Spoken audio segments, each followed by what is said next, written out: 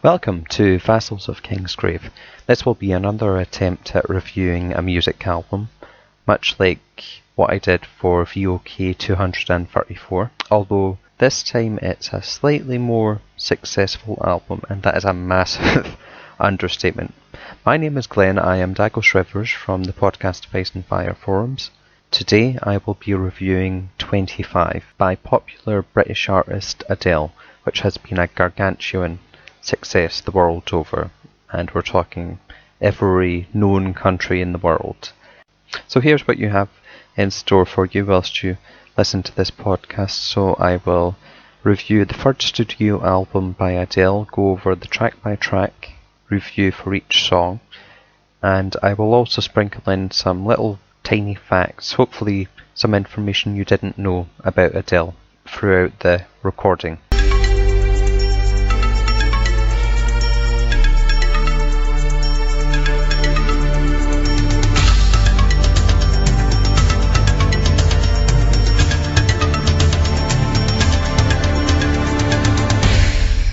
So starting in 2008, when Amy Winehouse was tearing up the charts with Back to Black, and she was the biggest celebrity, certainly music artist in the UK and possibly the world.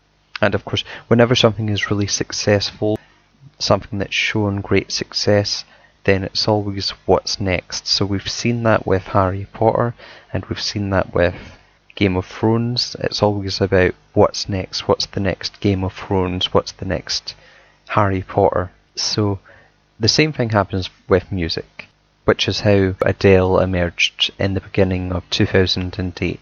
She, along with two other artists, were the three new Amy's, according to the press. However, Adele did have an advantage of winning the BBC Sound Of, which is a poll where DJs of the biggest radio station in the UK predict who will find success for this year. And they're usually pretty good at predicting that sort of thing. So the previous year, Mika was the winner of the BBC Sound Of, and he went on to have one of the biggest selling albums of that year.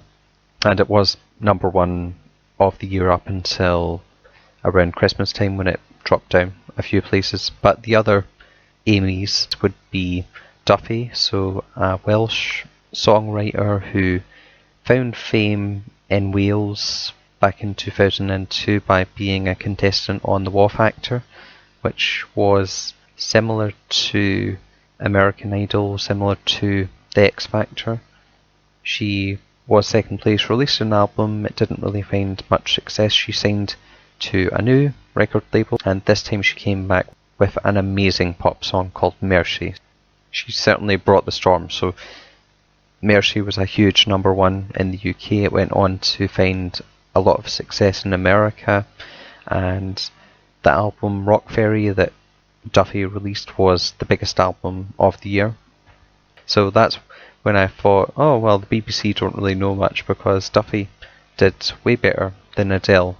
The other less known Amy to emerge was Gabriella Cilmi, who was an Australian artist, 16 years old at the time, who released a song called Sweet About Me that did quite well. So it was a top 10 hit in the UK and did well in her native market, Australia.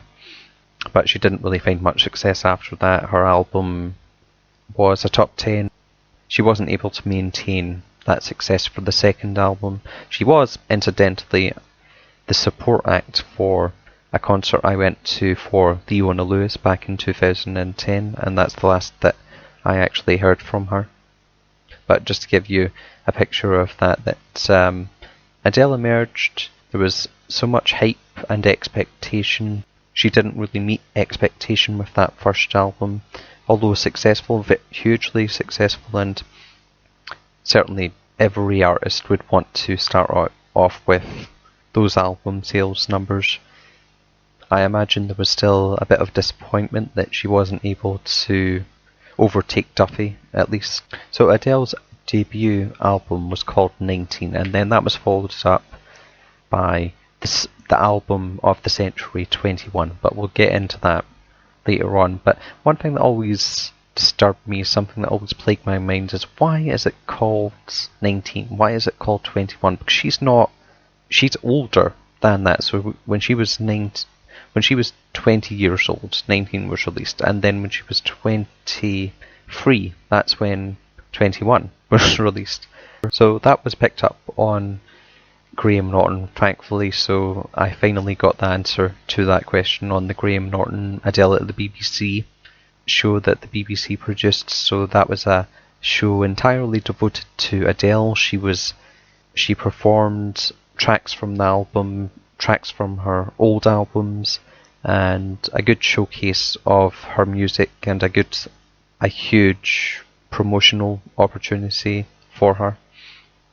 And that's where the popular video that you might have seen came from, where Adele is undercover as a tribute act for herself and meets all the other tribute acts, and then she surprises them when she performs the Bob Dylan song Make You Feel My Love. That was a big talking point on social media. It was featured on Gogglebox, and it was a huge hit on YouTube.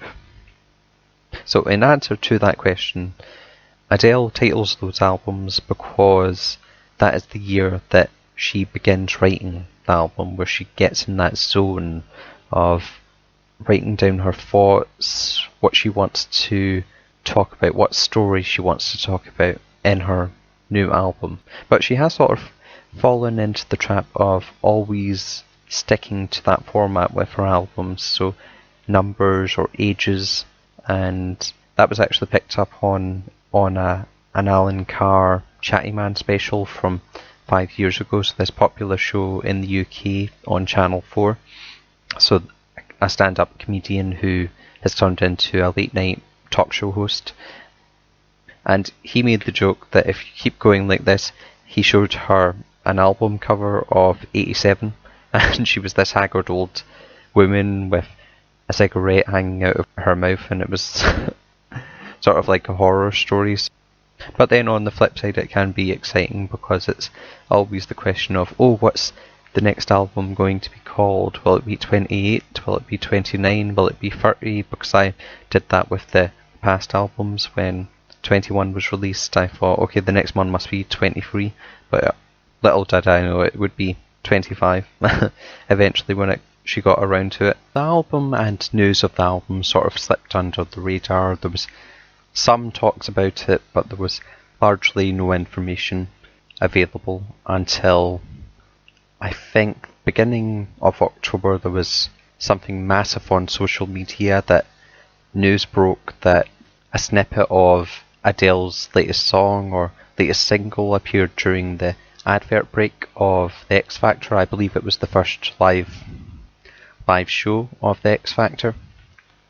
And I was sort of disappointed to have missed that, because I remember I was at a party, at a small house party at the time, and we were just sitting around watching the X Factor, eating some munchies. We had paused or skipped past the adverts and I had missed it, but I know if I had watched it at the time, I would have recognised it instantly. It would have been a hair-raising moment. I would have loved it. But that's the thing with adverts, mostly with the digital era and with so much technology, we can skip these things. We can skip adverts. We have Sky Plus on demand, streaming services, so it's rare to experience a moment like that. Although, in saying that, some are, if I'm fast forwarding and I notice an advert I like, I'll stop and just watch it, because there are some that I really enjoy. So I'm really enjoying the Oak Furniture adverts, which are adverts in the UK or advertising a furniture company, and it's a double act between a young assistant and the manager, and they always get into shenanigans together.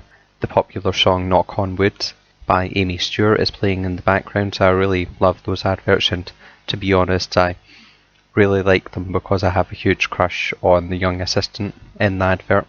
So the advert happened, and then a few weeks later, Hello had its big debut on Vivo and went on to have 1 billion views on YouTube, which is phenomenal. And it was also released on iTunes that day, so it went straight to #1 in US iTunes. It went straight to #1 practically everywhere, so 94 countries on iTunes. So I was really looking forward to the album being released. However, the album was so huge, everywhere wanted a slice of the pie. So here's a story. In the UK, there's this place called W.H. Smith, which was a large stationery book magazine shop, but they used to sell brand new music albums, they used to sell brand new DVDs, but they've sort of scaled back on that because they weren't making as much profit with Amazon taking over, with HMV. People would always prefer to shop in HMV or shop online, where it would have been 9 times out of 10 cheaper. So now they still have albums and DVDs, but it's older releases, or it tends to be older releases. But around October, early November, I was in the mood for shopping for a Christmas present for my dad, and he wanted me to buy the Beatles album, which was a remastered edition of their #1's album, which included the DVD of the tour as well. But also at the same time I received some vouchers from my workplace, and they're so specific you can only use them in certain shops. So that's why I thought I better use these to good use. And W.H. Smith might sell them because W.H. Smith accept those vouchers. Thinking also that I know that they don't sell new music releases, but then Beatles one, that would be within their demographic, so it tends to be the older people, mums and dads, that shop in that place, so that might be... so that's why they may stock that album, even though it's new, but then it does target the demographics that will visit that shop. So after going to 3 W.H. Smith stores and having no luck at all, I phoned in to one of the stores in Hamilton, and they told me the same thing. Oh, we don't sell new stock releases, it's just older back catalogue, so you might have to wait a few months before we actually have it in stock. And I thought, oh fine, I'll just buy it on Amazon, which I did. However, November time, November 20th, when 25 was released, and I happened to be walking through my town, and what did I see? Adele's album. And it's like, oh, so you change your tune when it's a big album everyone wants to buy, but when it's an album I want, it's a different story. So I was fuming at that, and I just couldn't believe it. But it just shows how huge and anticipated that album was, to have it in shops that no longer sell new albums as well. And Adele has been a huge success story. So I was saying earlier that the first album didn't do as well. The first single she released, Chasing Pavements, that reached #2 in the charts. The album reached #1 and sold about 800,000 copies. However, it was the second album, which I bought first day of release, which went on to achieve critical acclaim, winning 6 Grammy Awards, and also commercial appeal, with selling over 30 million albums worldwide, and subverting that trope of a brand new artist coming out, they have all the hype behind them, they make it big, they have a #1, they might have a string of hits, but then the appeal dies down with that second album. But that didn't happen, it was the reverse. So Adele had a subtle release for the first album, some success, and then it was that next album that really put her into the stratosphere. And in a way it's weird, because at the time when she released her album sales were still decent at the time, so you could still see 200 in the UK, so 200,000, 300,000 opening week sales, and then album selling 1 million copies by the end of the year. But then with Adele, it stayed in the charts so long, it sold consistently 200,000 each week, and has eventually racked up almost 5 million sales to date. And in fact, when I was talking about Duffy earlier, She is an artist that fits into the first category, where she had a massive first album. However, the second album, she released it around Christmas time 2010, so a few months before Adele released 21, and she just got lost in the crowd, and the album did not sell as well. Whereas Adele picked the right time, and she was able to build momentum in American radio and UK radio. Promotion of the album was phenomenal, and the single release strategy really propelled the album to massive heights, and it led to 25 having the biggest opening sales ever for an album, both in the UK and in America, and probably a lot of other countries which are less publicised. So in the UK, 800,000 bought the album first week, which there is some debate over that, because people believe it's Oasis that have the biggest album.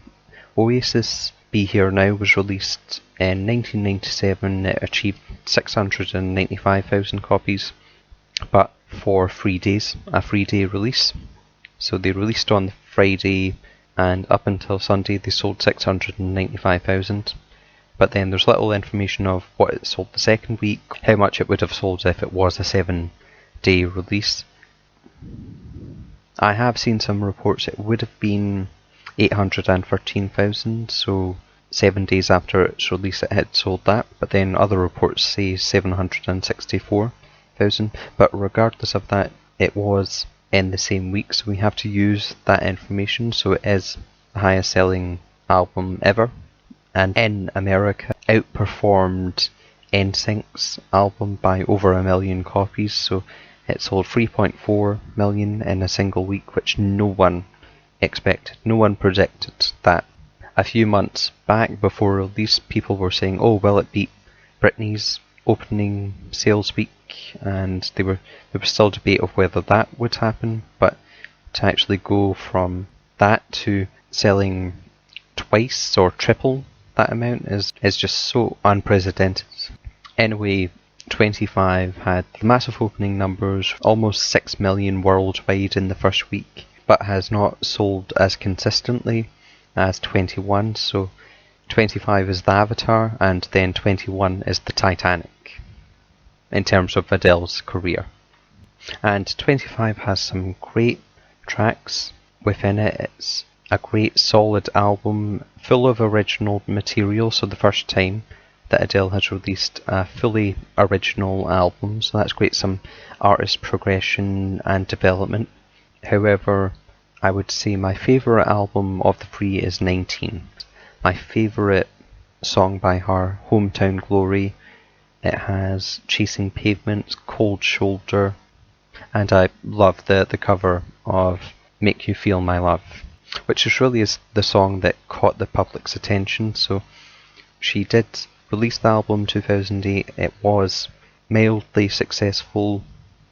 Released a few further tracks like Hometown Glory and Cold Shoulder, but they didn't really make much of a mark. But it was really Make You Feel My Love that really caught the public's attention, because that was featured so much on the X Factor that eventually it rose to top 5 in the UK, top 5 in the UK charts, and really gave her a huge boost when promoting the next album, 21, the following January. So in terms of Lemoncake ratings, I would rate 19 as 4 lemon cakes, 21 3.5 lemon cakes, and 25 3.25 lemon cakes.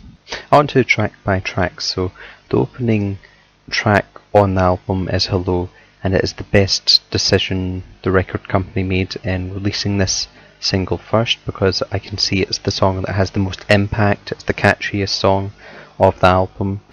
It was helped massively by social media and the internet. So you had that X Factor advert, and then that got people talking. Eventually, when the video was released, you had so many people doing their parody versions of it. You had all the memes going out. You had people comparing it to Lionel Richie and Adele, and you had the talk show hosts like Ellen doing jokes around it. And the song achieved massive fame, so 1 billion views on Vivo, which is a nice money spinner for, of course, Adele. It set the most legal downloads in a single week in America, #1 in 94 countries on iTunes, and it achieved 10 weeks at #1 on the Billboard Hot 100. And it is fastly becoming Adele's biggest track, or one day it may be the song that she's most remembered for. So that's great for her credibility to have a number of songs that you're remembered for. So not just Someone Like You, but also Hello, also Rolling in the Deep, and Make You Feel My Love. The second track is Send My Love, and it's a potential single. I can see a similar vibe to Rolling in the Deep, so a blues vibe to it. It was co-written by Max Martin, who is a huge hitmaker, and there's a video on YouTube. If you're interested, it'll show you clips of all the tracks that he has had a hand in writing, so famous songs by Britney Spears, Backstreet Boys, and countless #1 singles that he has written, so it's great that Adele was able to get him on board. The third track is I Miss You, and it's a nice dark song. I really love the beat to it as well.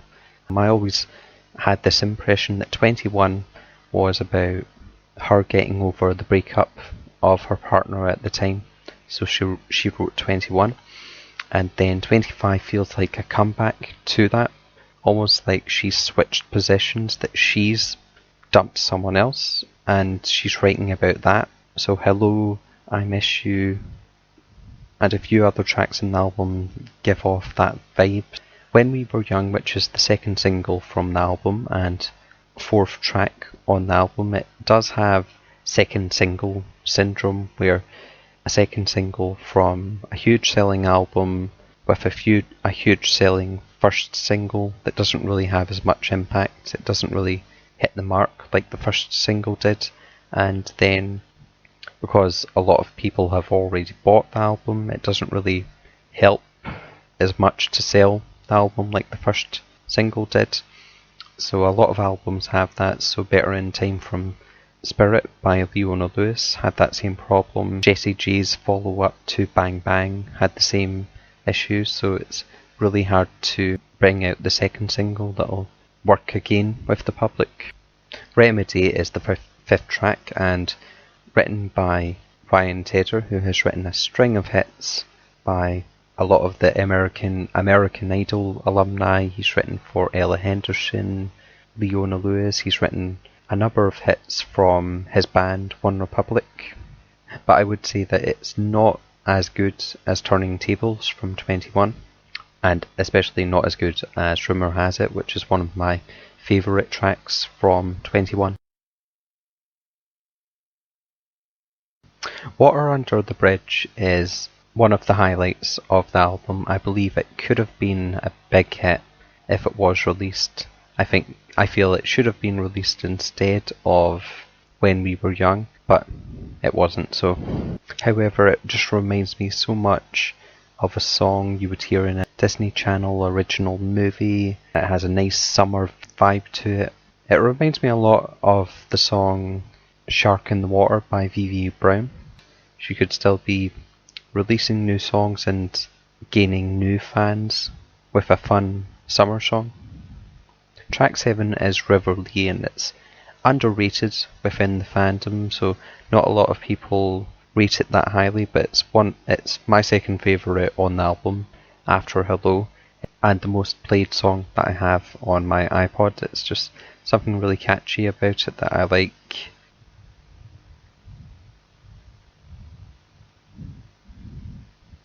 The next two tracks, Love in the Dark and A Million Years, those were songs performed by Adele on the BBC show, so Adele at the BBC, and provided some good samples of the album. However, they usually are the songs I skip when I'm listening to the album, so I've just not got into those songs and I sort of drift off. I'm not as interested in the music or the lyrics in those songs. Track 10 was a surprising choice at the Grammy Awards, so All I Ask, which she has performed on the James Corden karaoke show, but I would say it's my least favourite song on the album. It just doesn't do it for me. One thing that, and it just seemed like a wasted Grammy Awards performance, which is a massive promotion vehicle. So I feel if it was a different song choice, so Water Under the Bridge, When We Were Young, the current single, then that would have enticed more people to buy the album, or it would have made a huge difference in getting another top 10 from the album. So When We Were Young just missed out on the top 10, landed at number 14, and that was its peak. And potentially the album could have sold another 50, 100,000 copies as well. The final track of the album is Sweetest Devotion, which I do enjoy singing along to. It's a great closer for the album. However, it's not as good as Hometown Glory, as I said, my favourite song that she's ever done.